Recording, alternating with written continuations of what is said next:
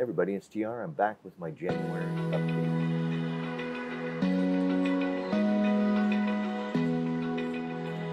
Yeah, I thought I'd do something novel this month and actually put out a monthly update in the month that it's supposed to cover. It's been an interesting and busy month. On the, I guess it was the 4th or 5th, it must have been the 4th, I took a tumble off my mountain bike and I dislocated my shoulder. That was an interesting little experiment. And I've been going to PT here the last little while. It's finally getting to where I can move it. I was supposed to head over to Quartzsite, but I ended up not going because it turned out that I really couldn't drive my RV. I didn't have enough motion to be able to get, to safely turn the steering wheel and feel like I could navigate a 33,000 pound vehicle down the road and not kill somebody, including myself. So I kind of bailed on that. So here at the RV park, I stay out for winter. My neighbor, just kitty corner from me here, his name's Harold. He started a little deal where on Thursday afternoons they're inviting people in that have information that might be helpful to, the fellow RVers that are here for winter or even full-timers. It doesn't matter.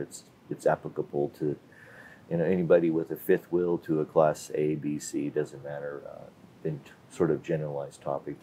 And he knew about my BioGeo video, which is by far the most popular video on my channel as far as the RV how-to videos go. He asked me to do that presentation for a technical talk on things that were pertinent to RVers. And I agreed to do that. Well, in reality, what that did was it caused me to get off the dime finally and push through and get the rest of my graphics updated, because I've been wanting to update the BioGeo video because I've been experimenting a lot with the technique and how it works best and trying to sort some of that out. And I kind of got that drilled. It's been a couple of years since I pushed that video out, and I've really been experimenting off and on since. I got to thinking to myself, I'd been wanting to update the video, and I thought, what a great opportunity to try the video in a live format, basic, your typical PowerPoint presentation, if you will, in front of an audience and get their feedback on it, and that would help me make the video better. And it's surely going to, because the audience was very receptive of the whole tech. The common thread that I discovered as I was kind of polling the audience is that they typically all use some sort of a chemical treatment, TST, the orange packets, all those sorts of things. But the one thing that was universal across pretty much the whole audience was that their tank level indicators weren't working. And that's one of the things that I'm going to discuss and solve in the BioGeo method video that I've got coming up here in the very near future. But I thought I'd take just a couple minutes here and let you see some of the talk that I did here just last Thursday. Last week we had tires, and we had a similar type turnout. We did pretty good. This week we're going to be doing black tank, gray tank. What's the scoop on your poop? And this is TR Bodwin. He is right here in the park, and he does a lot of this stuff on YouTube. I'm going to hand out a card that has his sites on it, so that you can get all of this information on the internet also. So he's well versed in what he's doing here. He's given a class a number of times. Next week is going to be on Tucson Fire Department's coming in.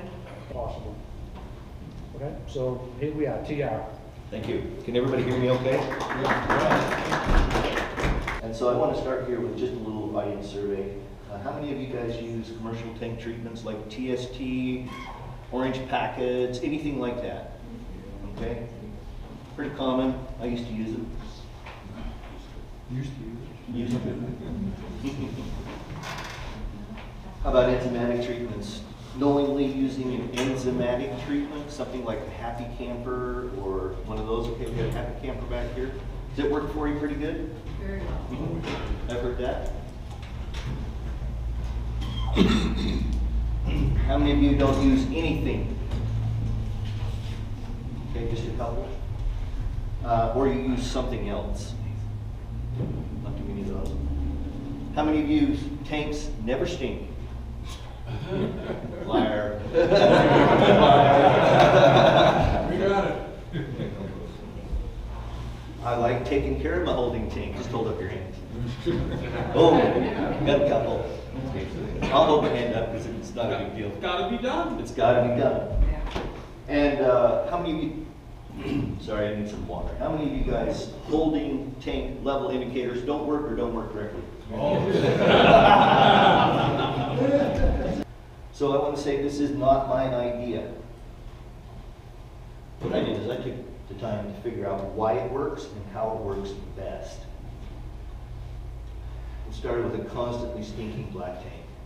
I bought my coach in 2010. The people that owned it before me knew nothing about doing maintenance to their coach, and the black tanks were horrible. Let's talk about the infamous poo pyramid. This is a little illustration that I put together over the last couple of weeks. And there's Mr. Poopy filling the tank. Got to flush those tanks correctly. You want a rapid release of that water. You want a current to build up in that tank to draw out this heavy, sludgy material that's sitting in there. Okay, so I have a question for you all. The graphics I had, did they make sense? Yes. Yeah, I thought they were cute. Were the Mr. Poopy and the tank ones too graphic, or were they There was no smell, so it was okay. okay? So everybody, thank you so much.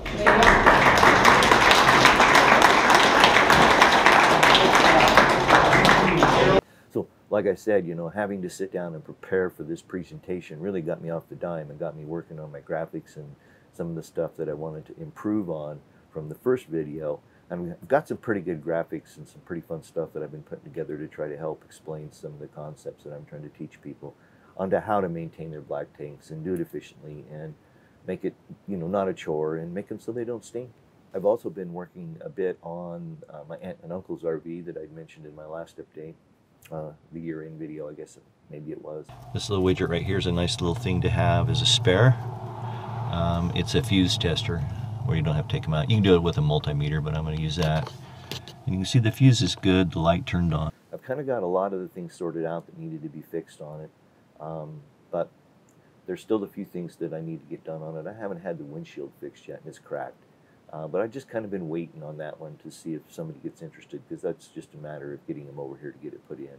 I've got a company lined up that'll come over and put it in. All I have to do is just give them the thumbs up and say, yeah, come on over and make it happen, and they'll come over and put a new windshield in it. And I've showed it a few times. I thought I had somebody really interested in it, but it turns out that they couldn't get their financing. So that kind of, you know, that stuff happens, you know. The ultimate plan is if I haven't sold it probably by the end of March or the first part of April, depending upon the weather up in Idaho, I'll hook Dusty the Subaru up on it with my tow bar kit and haul him up there to Idaho and drop it off for him so that it's there local for them. The problem with me is being a transient, if you will, in and out of Tucson for winter. I can't really be here to show it or anything after I leave here, which is planned for probably late April at this point. We'll see what the weather's like between now and then. It's been kind of cold and chilly here in Tucson. They actually have winter this year. I know that I remember last year we only had 2 days that were down to 32 degrees. And in the last 6 weeks, well, since I got back from my dad's at Christmas, it's been below 29 probably half a dozen times.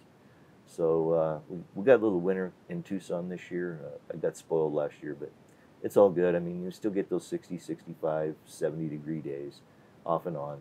And, you know, it beats the hell out of what's going on in other places in the country for sure. So that's probably just about it. This will be a short update, just to kind of keep up with everybody and say thanks so much for your subscriptions. I've had quite a few new subscribers over the last little while. I appreciate that very much. I am working on several more RV how-to videos that are coming out of my repairing my aunt and uncle's RV. But I kind of focused a lot of my time in the last 3 weeks on getting my graphics together and getting the talk together that I gave around my BioGeo method. And that video will probably drop, I would guess, within the next couple weeks. I think I pretty much have all my graphics done. I'm going to take the feedback I got from the audience and kind of incorporate it into some of my graphics and kind of tune a few areas where I didn't feel like I was quite as clear, because I recorded it as you saw, so I could kind of go back and look at how I did and pick up some tips, you know. I mean, it's good to criticize yourself, I think, sometimes maybe too much, but that's another story for another day. I guess one of the things that I did do is I got rid of DirecTV now and I went over to Hulu.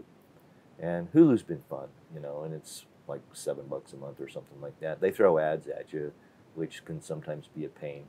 But, you know, they've got a bunch of stuff on there that's been interesting. You know, I've been watching old episodes of Adam 12 and McHale's Navy and stuff like that.